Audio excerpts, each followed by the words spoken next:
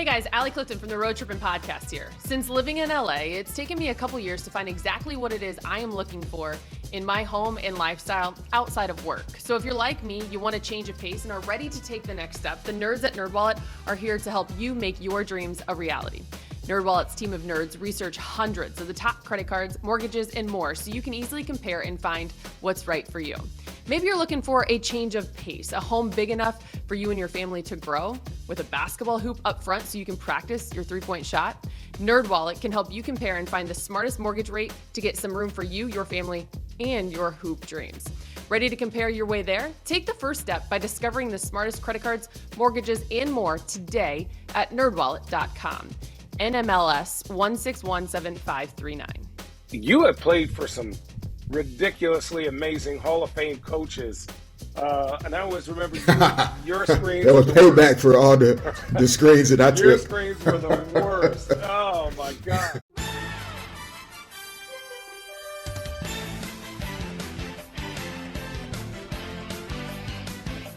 Welcome to this edition of Road Trippin with RJ and Channing, Richard Jefferson, Channing Frye. I'm your host, Allie Clifton, and our guest today is a five-time champ with the Los Angeles Lakers. He's the general manager, head coach of the Los Angeles Sparks, Derek Fisher. I must say that probably was the easiest introduction, having done tons of shows with D-Fish and introing him like that every single time on Spectrum Sports Net when we talk about the Lakers. It's way too long, too many syllables. Exactly. With that said, Derek, how are you? I'm good. Hey, see how you doing this morning? You good? Good. We're excited to have you. RJ, Fry, we got, U of A in the building. My bald brother is here. What up, D? My bald, light-skinned brother's in the building. What's going on, my man? Fry still hanging good, though. He's solid up there.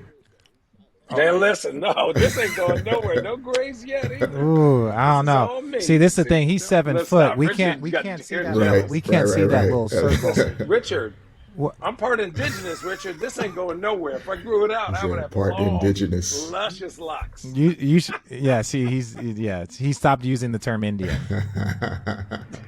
Well, as you should, Richard. Good. No, I'm just saying. I catch up with the times. I'm just saying. I remember it was like a week ago. You referred to you got Indian in your blood. Yeah. Well, I did 23andMe. It's indigenous. It's different. All right. Why did I come on here again? Yeah. This is why it's taken so long to schedule this. Derek, let's start first with Coach Fisher, D-Fish. Let's start with the WNBA, the draft, the Sparks. You're fresh off of that. Yeah. Big night for you guys. Yeah, barely fresh off of that. It was a long night. Just finishing up, connecting with players, and we're excited. I mean, we felt like we had a great offseason prior to the draft.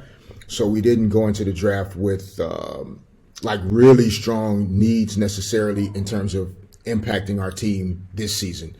But we just wanted the opportunity to be able to draft players that have a level of versatility in their game, in the way they're built in terms of size, length, and being able to go left or right on the depth chart as we continue to kind of build our team. So we felt like we got that accomplished.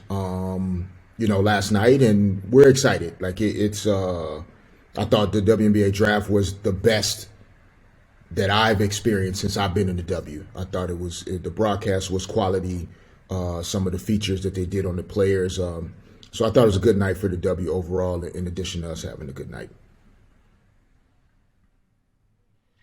My question is this, and maybe it's just me, but Liz is one of the most polarizing players in sports, and I'm going to say like men's basketball, women's basketball. I'm a fan, Liz. In general. I'm a fan. She, it's hard, right, for someone to be as outgoing as she is off the court as she is on, but as nice as she looks, as mean as she is when she plays. So what is she going to bring to the Sparks, and getting that kind of attention? How do you think she's going to fit in? Yeah, no, I think it's a great question. I think the fact that she came up first, that's what she's going to bring. She just brings a level of recognition. When her name comes up, conversation starts, whether it's a basketball conversation, social media conversation, something that she said that she feels strongly about. And when you're trying to grow something, right, like you need people to be aware of it. Like you need people to know where to find it, right? Yeah. And so Liz automatically brings that, like, oh yeah, I know her or I recognize her. I'm more curious or more interested in what she's doing, where she is when her team plays, what she might say on the interview. To me, those are all positive things. And then when you start to break down what she says, while you may not always agree with the messenger or you may have thoughts about her, when you really start to break down the message, she's not always as far out as people think. Like she's really speaking truth to power in a lot of ways. And that's just her. Like from a basketball perspective, her size and length and her versatility as a player that can play on the block, but also is comfortable at the elbows, comfortable shooting the three, comfortable playing basketball. That's why we thought she was a unique fit, because the traditional centers, as you know, are, even in the women's game, there are fewer and fewer of those. And so we didn't want to bring in a center that we felt like we were going to have to stop our game in order to play with her. Like she needed to be able to just play, and she fits a lot of those things. My question about the WNBA, and it's funny because D-Fish, we understand this. Like in the NBA, there's 30 teams, and you still find hidden gems. You know, Nikola Jokic has a chance to be a 2-time MVP. All the things that he's able to accomplish, he was a second-round pick. There's players that go undrafted. There's this and that. Well, the WNBA only has 12 teams, right? So when you look at that and you're like, how many players are there that could be elite, that could be great, that if they just got the opportunity? Now, I'm not necessarily talking about expansion, but I'm just saying, like, how difficult is it? Or is it easier because you're like, we only have so many roster spots, so it's only the best of the best of the best. But I feel like there's probably some great players that slip through the cracks that if they were to be given an opportunity could be an all-star, could go on and be great. They just needed that opportunity. Is that harder, or does that make your job a little bit easier, knowing that you're only kind of going for the top talent versus having to search and find for that? Yeah, I think initially starting out, it was I felt like it was easier because it was really simple, right? Like you can only have 12 players. We have a hard salary cap. You can only keep so many. We can only spend this much. Very black and white. But what I found is, as I've grown in the league and in this job, it's difficult to try and put a team together without being able to look at a player not based off of like where she is today, but having the time to be able to invest in her growth as a player, as a woman, as a person. And as we all know, right, like you don't get the best of any player the first year, right? Like you're not going to see the best of that player until year 3, 4, 5, 6, 7. Maybe some even into if on the men's side, if a guy's drafted at 19, he may not really reach his full prime until 27, 28, when it all starts to click. And so in the W, it's almost impossible. It's almost impossible to be able to roll the dice on a player. It's like you're forced to try to make a decision based on where she is today and how she's going to be able to help you in 1 or 2 years. Not really like seeing that projection of, taking a player based off, which I don't know, we could argue about, right? In the NBA, it's a lot of potential and upside and, wingspan and measurable things. We don't really know if he's going to be a good player, but he checks a lot of boxes. There's none of that really on the W. It's starting to come in. I thought some of the selections last night, teams are thinking about where they're going to be in a few years. But it's hard, man. The expansion conversation, the roster spot conversation, like I think it's hard to think about, even though it's the right thing to do, right? There should be more jobs. There need to be more teams. But I also believe we have to get this right, what we're doing now, and then, kind of branch out more. And that may not be the popular answer, but the 12 teams we have now, like we have to continue to do a better job of servicing our players, making sure this is the best league in the world. When anybody turns on and watches it, they should feel like they're watching great basketball, and these organizations are doing it right. And then we can keep adding and going from there. All right, let's take a quick time out because it's NBA playoff time, and I want to tell you about our partner over at Prize Picks. All right, road trippers, have you heard about Prize Picks? Prize Picks is daily fantasy made easy. Our entire crew loves it, and we know you will too. Prize Picks has the best NBA prop game across the market. They offer more NBA props than any other DFS operator, and they offer every player and stat category you can think of. Once again in the game now, there's no better time with the NBA playoffs now underway. All new users that make their first deposit and use the promo code Road Trippin will receive an instant 100% deposit match up to $100. All you have to do is pick 2 to 5 players and select an over-under on their daily projections. And you can win up to 10 times on any entry. It's just you versus the projected numbers. Prize Picks even allows mixed sport entries. Use the award-winning Prize Picks app either on the App Store or Google Play today. Entries can be made in 60 seconds or less. It's that easy. Prize Picks is safe and offers fast withdrawals. Make this year's NBA playoffs a little more exciting and enjoy a special bonus offer on us. Check out prizepicks.com and use the promo code Road Trippin or go to your app store and download the app today. Remember, Road Trippers, Prize Picks is daily fantasy made easy. All right, hold on, guys, because I know Channing wants to share something here. Guys, let's talk about this. There are all types of reasons that guys just aren't able to perform, whether that's age or a medical condition, whether that's you're old or you're young and anxiety with everything going on. But let me tell you this. I know that some of my friends use this, and BlueChew.com is an online prescription service that is able to help you when that time is needed to have fun in the sexy time. Hey, the Blue Chew resembles Viagra and Cialis, but in the chewable form and at a fraction of the cost. You deserve to be able to have the best time when you need to without worrying about any of the other stuff. And here's a special deal for our listeners.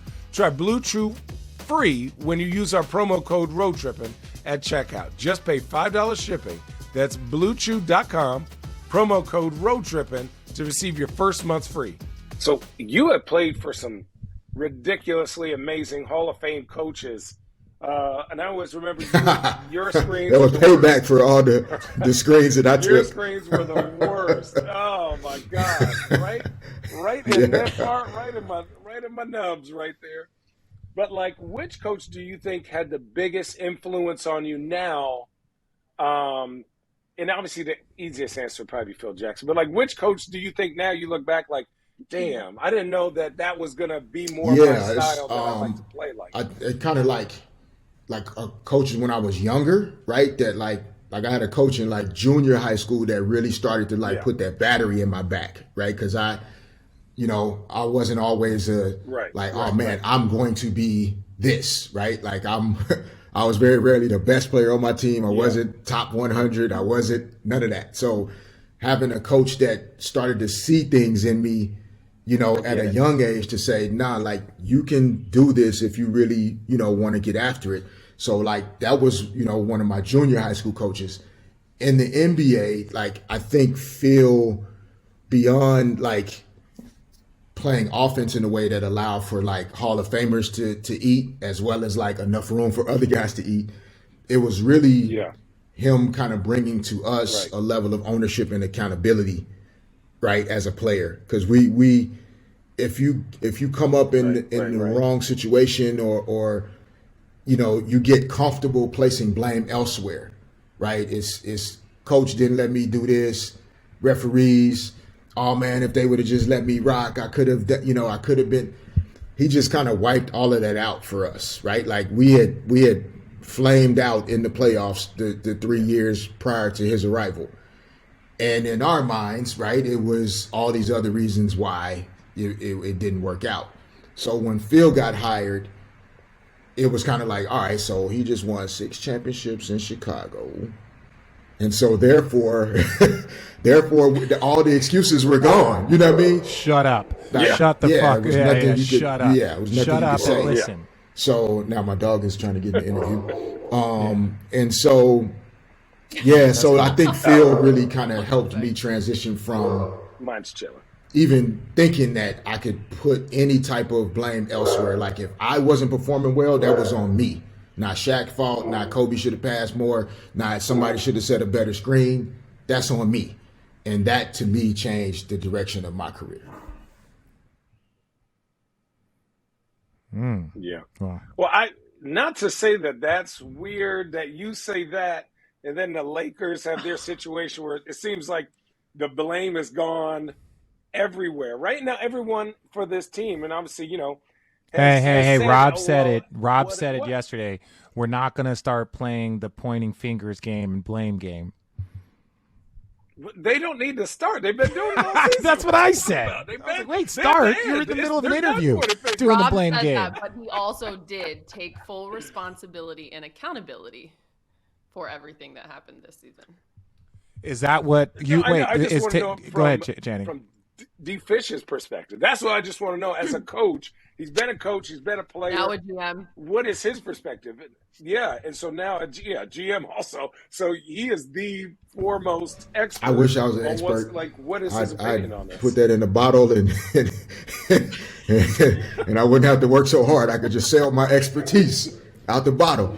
I mean, what, as you guys know, like, man, so many stories and things get written and reported and said without, if somebody was actually in your locker room or around your team, they would laugh at what gets reported compared to what actually happened.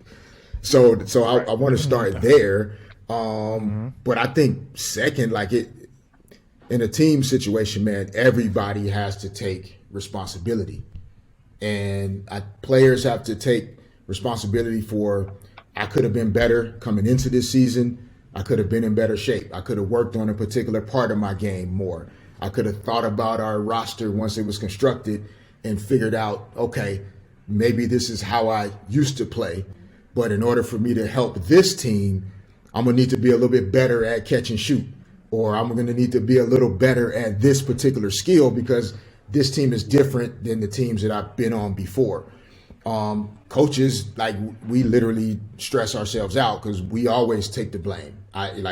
Fans and media and people that write it and say it, like he or she already did that, right? Like they've already lost a lot of sleep and stressed themselves out about how you could have better prepared the team, right? You didn't put the team in position to be successful as much as you could have. So there's no question that Frank Vogel and the staff are having those thoughts. But management also, right? Like now in this position as a GM, like it's my job to think about roster construction. And if my star players or my most capable players are Liz Cambage and Nneka Ogwumike, how do we build a team around what we feel like could be the best front court in basketball? How do we put players around those two that are really going to allow them to be as elite as they can be, which that's what you need, right? Like the championship teams have MVP candidates, and so LeBron and AD are those type of guys where they could be MVP candidates, but how do you surround them and put a team together, that can still win at a high level? So my assumption is that everybody's taking responsibility, and the unfortunate part for them is that they're on the biggest, brightest stage, almost in sports. So you know what I mean? So all of the no, it is not. It ain't for everybody. Player, coach, it is not for everybody. Oh, no. That's like it is not. There's not for every, like playing in the NBA, a lot of people can. And a lot of people can play, a lot of people can coach, but like high level shit, like that high level elite, and like I was a witness to it. I was never the Kobe or Shaq. I was never the LeBron.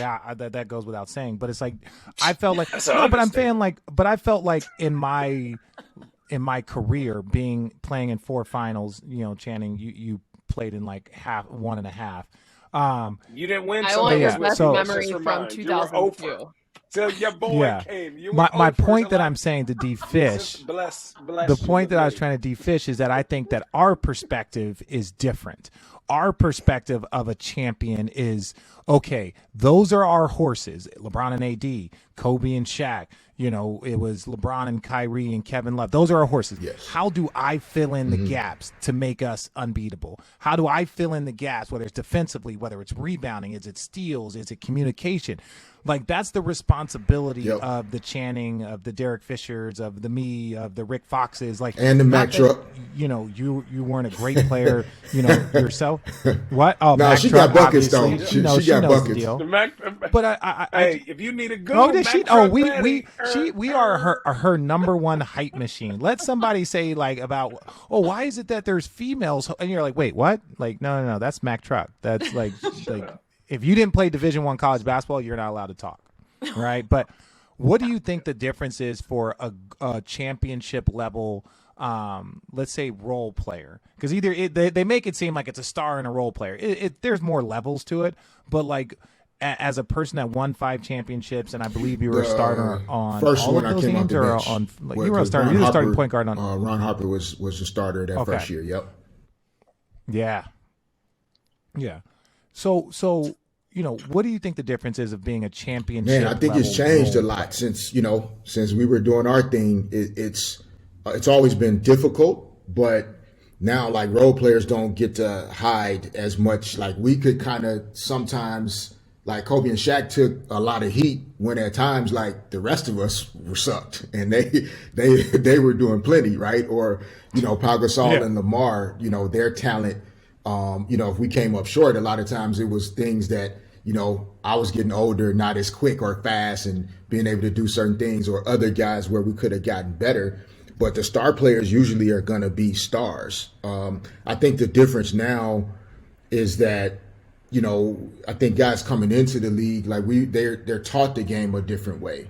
The game has definitely become more individualized, right? Like, so prior to getting to the league, if a guy's 22 to 26 now, he came through a time in basketball where it transitioned from, team, right? And to more, individual workouts, individual training, things that was really focused on his game and, him Euro stepping and splitting through 3 people, high pickup, low pickup, when in reality he should be passing the ball to the corner because if you're trying to Euro step and high pickup between 3 people, that means somebody's open.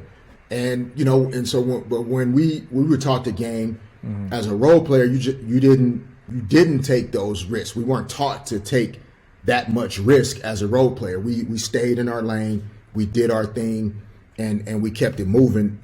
And so the stage is bigger for all the role players now. Like you could be a role player in Utah, Milwaukee, Orlando, Toronto, and there's still a 24/7 news cycle that's analyzing you're the weak link. You're why the Raptors, You're why the Raptors came up short. You're why the Bucks didn't advance. Yeah. Like Giannis was good, Chris Middleton was good, Drew Holiday was good, but they needed this guy to play better. And we didn't necessarily get that much analysis in our role when we came up. So it's hard to like take on that, like you suck, Fish can't do this, RJ, you're not this, Channing that, when in reality, if you saw that same guy at the gym, you would roast him 40-2, right? But but I'm just saying, like, but I think we had enough grit, right, to be able to handle sometimes those question marks about us. And we knew that as long as our team won the championship, that was going to be the last laugh. And guys are a little different now. Like it's harder to take that criticism because now I'm on social media too. I'm gonna respond back to that criticism. And we didn't have that. We didn't have social media to try to respond. Our response was, I'm gonna go out here and play better than I played last night. And so that I think those are some of the differences. Mm-hmm. Yeah, I mean, let's talk. Obviously, we're into the playoffs, and I think that obviously you're going to be very busy with Sparks and stuff, but you still have a very good pulse and understanding of what's going on with the NBA. And so by time this airs, the play-in tournament should be behind us. So let's think bigger picture, I guess, with the playoffs in mind.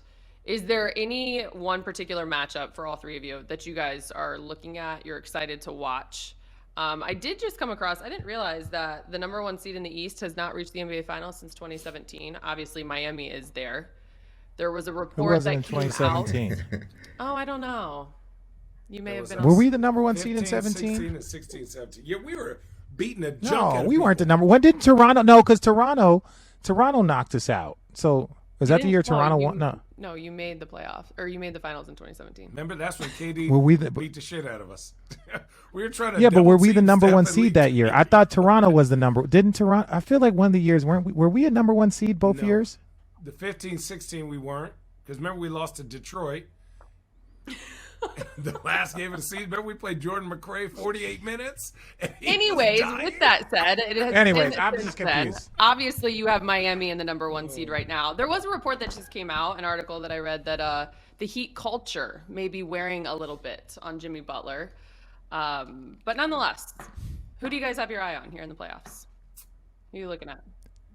Channing, go first. To be honest, I think it's Giannis. Like, his development each year is crazy. And then this is not a joke.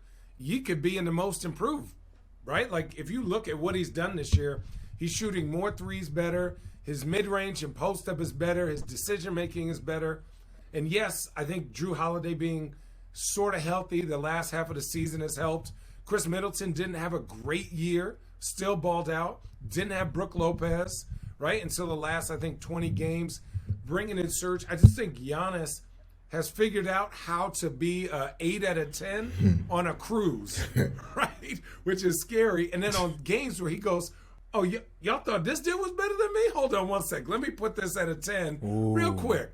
He was like, who? This guy? Okay, next. Who? This guy? Next. And then they just go in there and beats that ass. So for me, he doesn't have any pressure or this other type of like everyone else. Joel Embiid has pressure because he's playing with James Harden. Jokic has pressure. Luka has pressure just to get out of the first round, where Giannis is like, I got levels to this. Y'all trying to get to an 8. I've been at an 8 all season working on shit that I may do once a game, but you can't guard me, you can't guard me, you can't guard me. And then now I'm healthy, and their team is bigger, and they shoot more threes. So I think Milwaukee and Phoenix are the two teams I think come out of the East and the West.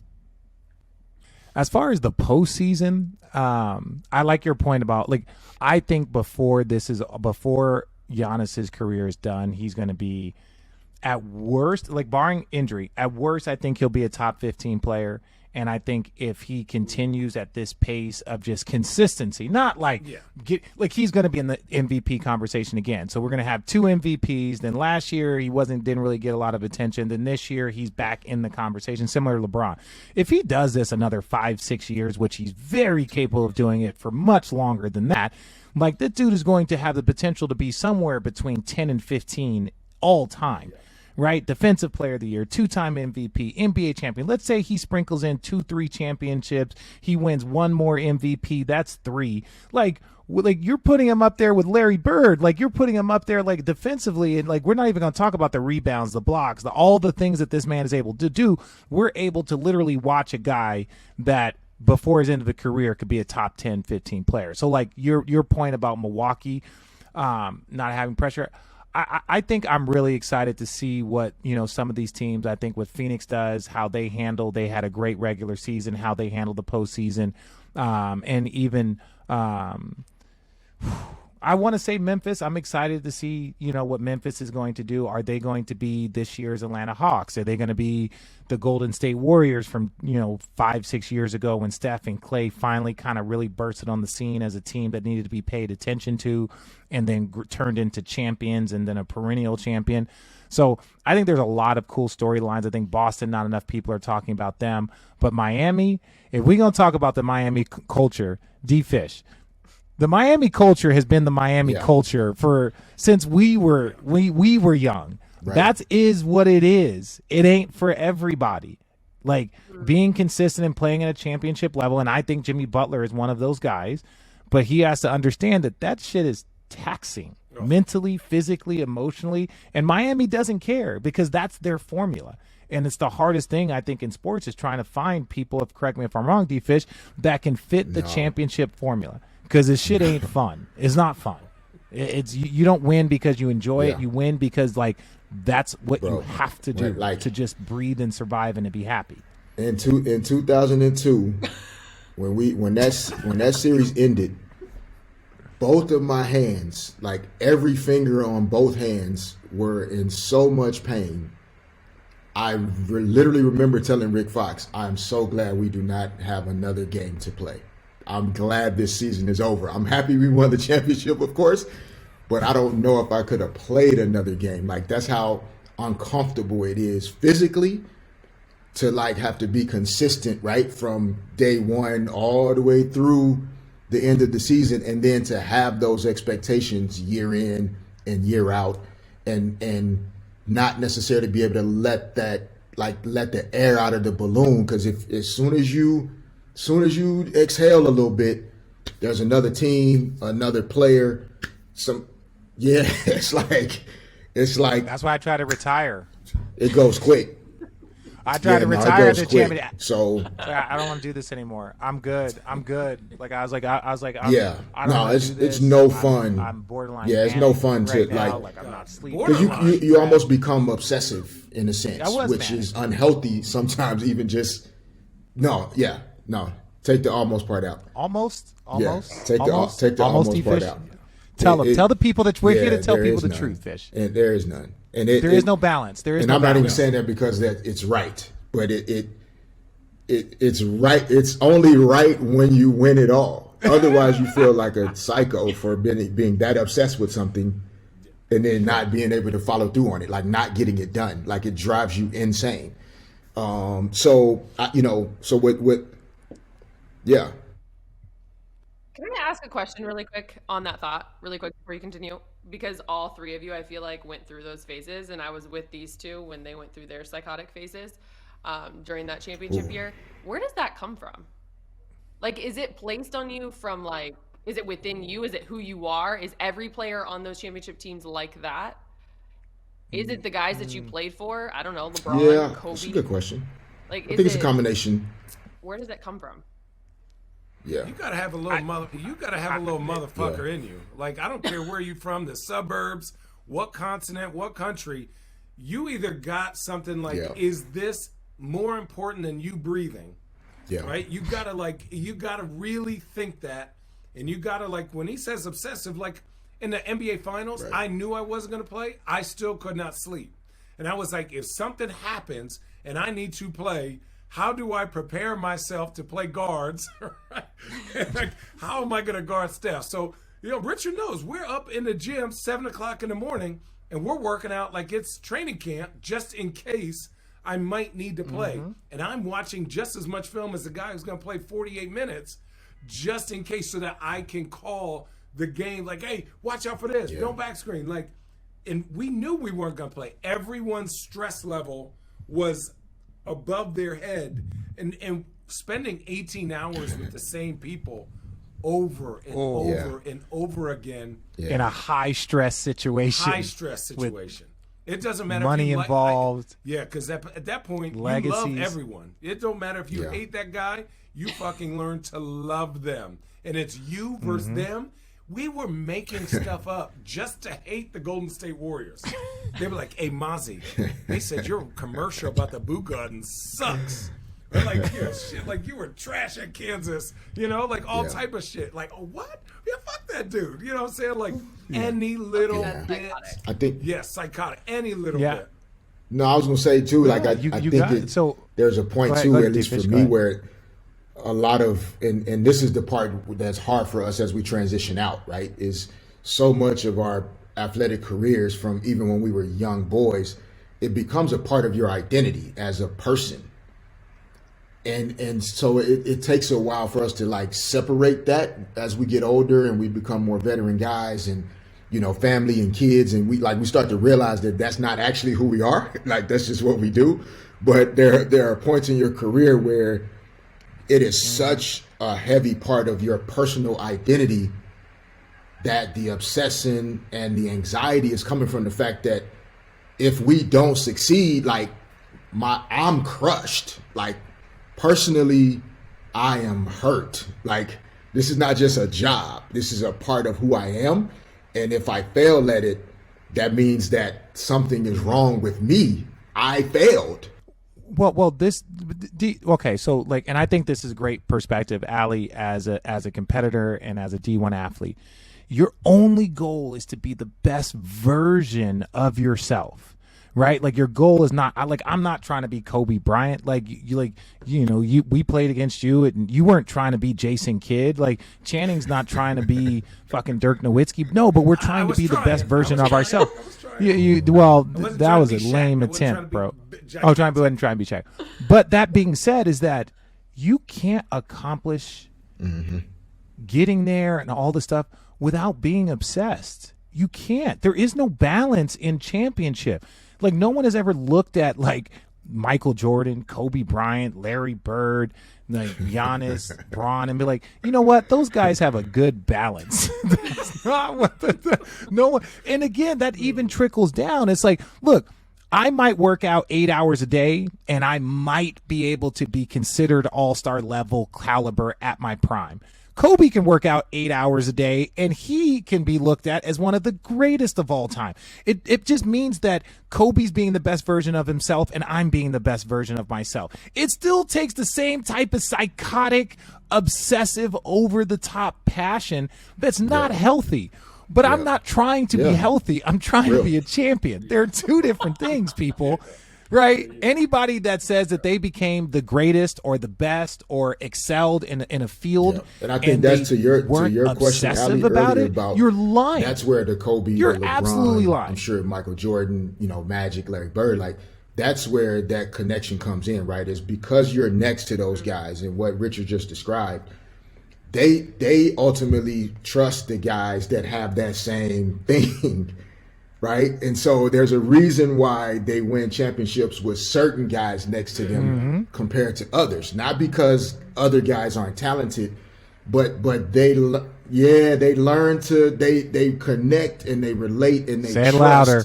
Seeing that Richard Channing, Robert Ory, like certain guys just have that same like obsessive, manic crazy in them that like he's willing to leave it all out here the way I am, even though like my talent level and who I am is at a higher level, but he'll fight the same battle that I will. He'll do anything, and that's what kind of separates guys. He'll fight the same way. He'll fight anything, and that's right. Yeah, that's why playing with Kobe ain't for everybody. Playing with Bron ain't for everybody. Playing in Miami ain't for everyone. Playing for LA, playing in New York ain't like there's so many little subcultures and subsets that like if it ain't for you, it's because that intensity and that environment wasn't going to allow you to be your best. And I'm sorry, like when people are like, oh, Bron, I'm like, the only reason why Bron respects me and Channing and a lot of guys in that crew is because they saw that we were literally as obsessed as he was. We were as obsessed with winning a championship. And I didn't give a fuck about his legacy. I didn't care about LeBron's legacy. I was not out here trying to win a championship to complete his legacy and he came home. I'm trying to win a championship by myself, for myself. And if I got to like hitch my wagon to this freak of nature, bro, what, and this is what I said this about a lot of championship teams, and I think there's other teams that are missing, and I think D Fish, what do you need from me?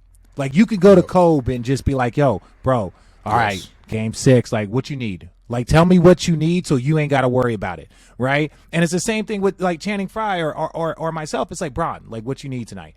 Like I don't even think I scored in Game 7, but I had 9 rebounds. Right, I remember that because I was like, was good, Richard. I was like, I have to rebound. I'm like, we're playing small. Kevin is having a chase around. Like we're not playing with Channing Frye. We're not playing with our bigs.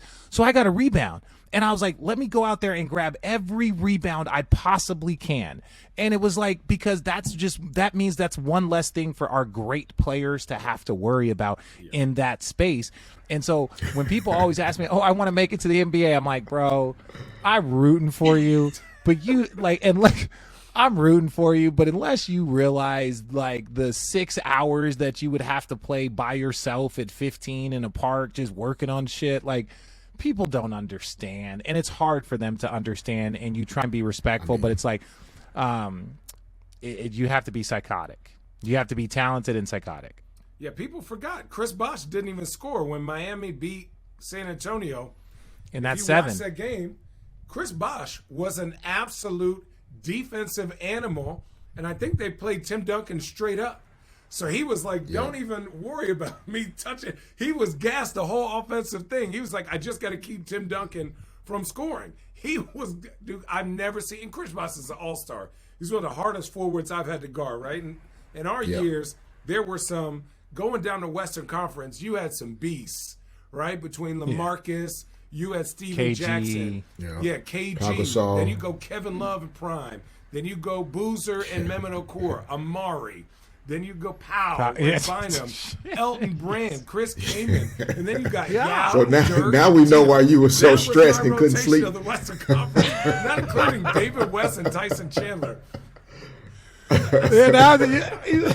said, who's next? Who's next? Where's Sacramento? We already played them twice. Everybody's looking for Sacramento to get right. Who we got No, this don't week? pour Sacramento. Oh, shit. Oh, God. Here we go. I know we started this conversation about the current playoffs, but I'm going to make an executive decision because I just think that there's too many good memories and stories that you guys can all share. So let's continue on this flow, if you guys don't mind. Fish, I want to know a story. I hate Derek's stories. I want to know your favorite memory from the 2002 championship you won. He's like, he won so many. Allie, no. See, I know. Richard, don't go there. Let me see. Don't go there. Richard, you talked about it a lot. Wasn't it your first time going Go after Richard. Yeah, the favorite memory from that's not title. funny, dude. Honestly, I got it. No, I got it. Mitch Richmond was on that team.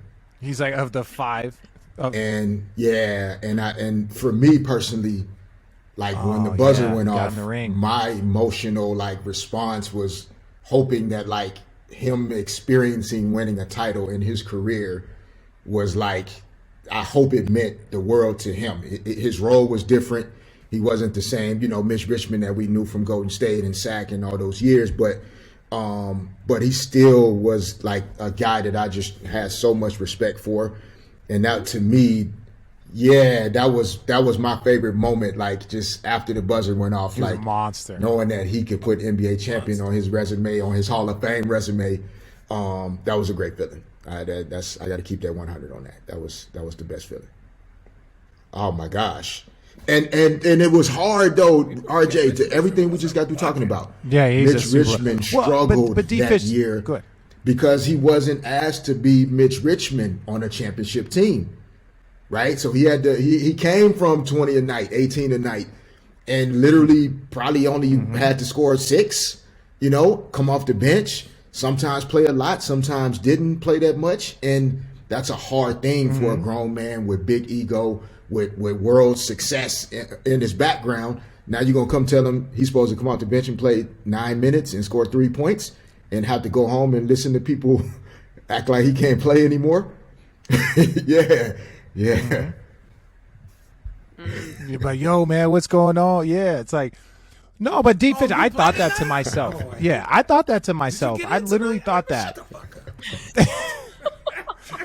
Oh, Chan, we'll talk about how you were oblivious too sometimes. But no, man, I thought that, man, Wood winning a championship at the end of my career, and I was fortunate where I was a starter for a bunch of those years in my career, especially came off the bench my first year, second year was a starter, and I was like, well, would it mean as much if I wasn't averaging 18 a game, if I wasn't doing this?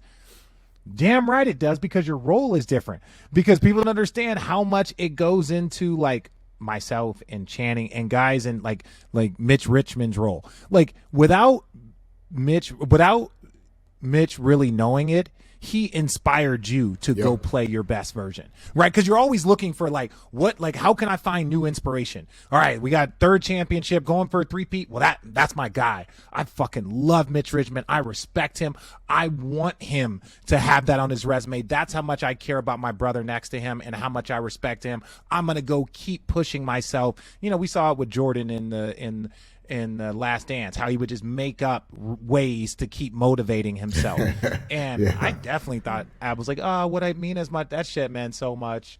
That meant so much. I don't care if I was averaging 20, if you're averaging 5, if you played in every game, if you practiced every day and you helped prepare the squad, if you pushed Kobe, if he pushed D Fish, all the things that go into it, man, like Dante Jones.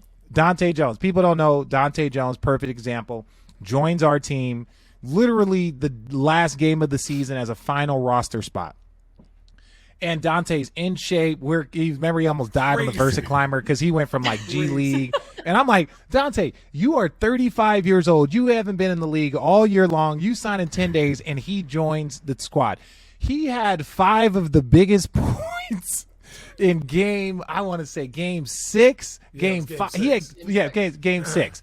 He had 5 of the biggest points. Everybody's in foul trouble. Warriors are coming in. We were like, okay, Dante, we just need 2 minutes. Dante goes in there, gets a layup, then gets a bucket and an and one. Yeah. Lead goes from X to X. No doubt. He earned it. You earned it, bro. Like, you contributed to the success in literally 2.5 minutes in a crucial spot. You earned a championship. It doesn't matter if you were there for 82 or if you scored 20 a night. You contributed to the success of this team. And would we have won that game if he would have gone in there and gave up an and one? If he would have gone in there and gave up a bucket, now instead of giving us 5 points, he cost us 5 points. And now instead of it being up by 5, we're down by 7 or you're down by 2. It's high. Like, that shit, the stress of people in those positions is something that I think is greatly underestimated. Back to you in a second, but first we want to tell you about our friends at NerdWallet. Hey everyone, Allie Clifton here from the Road Trippin podcast. You still dreaming about a home with a driveway hoop? Well, what if we told you NerdWallet can help you take the first steps to make those dreams a reality? NerdWallet's team of nerds research hundreds of the top credit cards, mortgages, and more so you can easily compare and find what is right for you. And since you're getting a front yard hoop, let's make the backyard perfect for barbecues and NBA watch parties. NerdWallet can help you find a low mortgage rate so you can find the right place with lots of space in both yards. Ready to compare your way there? Take the first step by discovering the smartest credit cards, mortgages, and more today at nerdwallet.com. That's NMLS 1617539. I will say before we wrap this up, let me preface just that question there, Richard, was because as we were setting this up with D-Fish, he asked if we could take it easy on him. And on Friday, we were talking on the show with D-Fish and Meta in a commercial break. And I never put 2 and 2 together that you two competed in those championships. So I was like, oh my God, how did I miss that? And so I was like, oh, no, we will roast Richard D-Fish. It's okay. We'll roast him. Or how about the time Kobe preference. stepped out of bounds and Ron Artest caught that air ball and sent us home out of the Western Conference Finals? That was horrible. No, it's like conference finals. Channing, we don't talk about conference finals. It's we either talk about championships, that type of stuff. We were supposed to be 10th that year. Hey, we thought we had a chance because we went into a zone.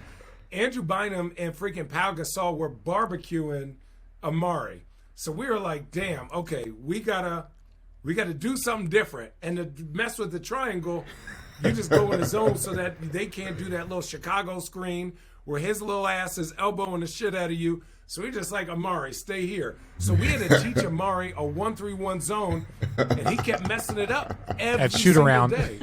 Because he's like, hey, I didn't go to college now. I didn't go to college. I don't know about this. Amari's but like, amazing. I remember, here's why I thought it was wild and how much the role players like Lamar Odom was committed to winning. I wasn't even guarding Lamar Odom, and he would still pass the ball to Kobe and be like, you better go double team him. I'm not going to shoot it. They would just stand there. They'd be like, I'm not, go. I know what you got to do. Go. And Kobe went Kobe. Lamar Odom is We one of the double most teaming him, underrated double teaming him. players in the history Like, of all our right, well, league. Like shouldn't have his been talent anyways. level, and had he just been on teams where he just could have, done his thing, like he would have had Hall of Fame numbers easily, in terms of like what he's capable of doing on the floor. But he was so unselfish and selfless, and like he felt more comfortable, like what you described, right? Like, and here's my dog again. He wanted to make everybody else better, Love that dude. Just absolutely love him. What kind of dog do you have? That is a strong bark. Yeah, nah, she is an Italian Mastiff. Mastiff. So, yeah, she's I know. she's What is it? she's like 125, 130. You guys, this sounds like Simba. Damn. Yeah, What she's is that huge. thing? 150 pounds? Well, clearly, Yeah, this geez. podcast could have gone on Barks for like, much yo, longer. Before yo, we let you go, yo, Fitz, what's up? throwing That's I what do it sounds want like. to bring it full circle and throwing get your what useless your thoughts are package. on the playoffs for the NBA. Just what you're looking for to kind of.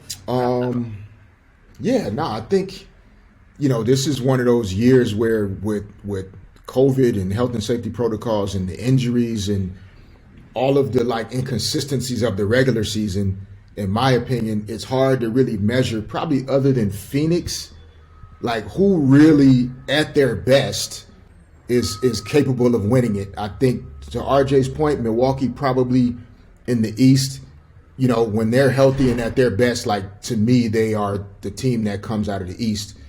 Phoenix has had the best season. They're capable of coming out of the West. I think they have the most motivation. Like when you lose in the finals, you talk about obsession. Oof. Like Phoenix they are carrying, it's going to be hard to eliminate them. I'll just say it that way. Like they have no intentions of feeling what they felt last year. No intentions. So I'm looking for I do think the league is in that transitional stretch though, where what Giannis has established, but then if Luka is healthy in terms of his calf, the Dallas-Utah series could shift a lot of things because there's a lot of questions about where does Quinn Snyder's future in Utah or LA based on what happens in that series. Memphis is really interesting to me. I think those guys are. Remember, the Andre Iguodala trash talking thing when Iggy didn't want to go to Memphis, and I felt like Ja and Dylan Brooks they went in a little too much to me on that. I felt like they hadn't really done enough in the league to be questioning Andre Iguodala, but dumb dudes. I gotta take but they knew what I said there at was that something time inside back of them. because There was they something knew inside of them that knew. and they have backed up those words of they wanted to build something that if you don't want to be a part of this, that's on you. But we're about to build something really special here in Memphis. So I'm really curious to see in a 2-7, right? If the Clippers are able to get past Minnesota and get 7. That Memphis Clippers series is going to be really interesting because T. Lue's ability to get the most out of his team in a playoff situation with a young team that hasn't been there, but they got the swag and the confidence. To me, Taylor Jenkins is an underrated, what he's done with his team because they were 20-4 without Ja Morant this year. So the job he's done as a coach, he's not going to probably win Coach of the Year, but somebody should make up some type of coach's award or something to give to him because he has done a phenomenal job. I thought he was my coach of the year. He was my coach of the year, considering that they were the 8th last year, and they're the 2 this year, and Ja has missed as many games. That's coaching. And I know. Look, Phoenix has done the same, but Phoenix's depth. They were already number 1 last year. That means they're number 1 again this year. So it's that's not to take away from him. Yeah. That's not to take away from what Monty Williams has done. But I just think if we were to break down, no way we saw Memphis at 2. Better coaching job when by the a season started minuscule mark in the West. I would say, I got to give that to Memphis. No way. Yeah. 2. No, especially if you say Ja Morant is going to miss. Monty should have got it last year. 4 games. You know what I mean? In my going to be opinion, and I respect the People's heck out heads of would Tibbs. explode. I feel like Monty should have got it last year. All right. He'll probably get it this year because people that didn't vote for him last year feel bad that they didn't vote for him last year. Yes. Yeah. Well, Richard, if I've had people say those exact words to today, me. So let me close I've this out had really people quick, with because votes obviously say the those postseason exact is words upon to us. me. We're so excited, but it also means the start of the actual best thing, the WNBA. D-Fish, you're amazing. Yeah. We wish you the sparks, you. all the success. So excited you guys open up May 6th in Chicago. What an awesome scheduling note there by the league. Congrats, exciting. Yes. Yes, With they that do. said, we want to thank our families over at Camus, Wagner family, Ooh. for the wine that they supply. They know what they're for us doing. for all of these episodes. D-Fish, I will get your address. We will send you a couple bottles from Camus. Thank you so much. And if you love what you are listening to or watching here with Road Trippin, you know what to do. Call, subscribe, text us, rate us, review us, all the things. 6575, call RT. That'll do it for this edition of Road Trippin.